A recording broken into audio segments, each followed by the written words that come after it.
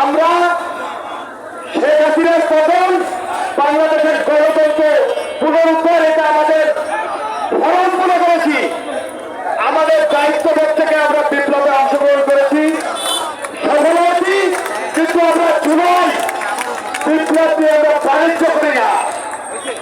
আমরা কোথাও দিয়ে বলি না আমি জুলাই বিপ্লবী, আমাকে বড় একটা কাজ দেওয়া হোক, একটা ইজারা দেওয়া হোক। এটা বিএনপি করে না।